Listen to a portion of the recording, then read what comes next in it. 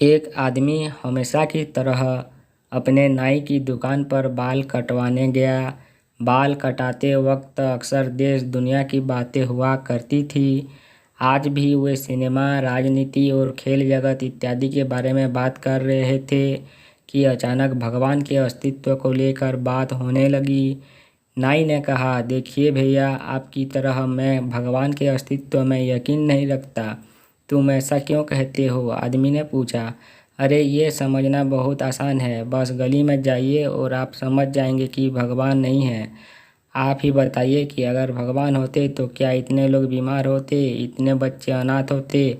अगर भगवान होते तो किसी को कोई दर्द, कोई तकलीफ नहीं होती।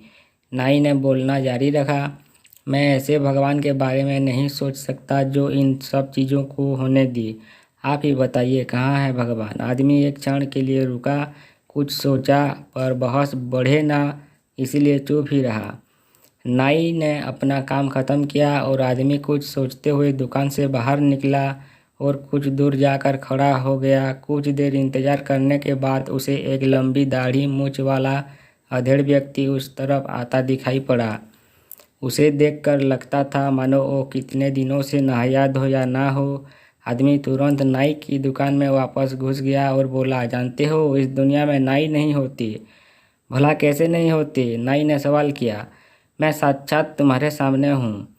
नहीं, आदमी ने कहा, वो नहीं होते, वरना किसी की भी लंबी दाढ़ी मूंछ नहीं होती। पर वो देखो सामने, उस आदमी की कितनी लंबी दाढ़ी मूंछ है। अरे नहीं भाई साहब, नाई होते हैं, लेकिन बहुत से लोग हमारे पास नहीं आते। नाई बोला, बिल्कुल सही। आदमी ने नाई को रोकते हुए कहा, यही तो बात है, भगवान भी होते हैं पर लोग उनके पास नहीं जाते और ना ही उन्हें खोजने का प्रयास करते हैं। इसीलिए दुनिया में इतना दुख दर्द है।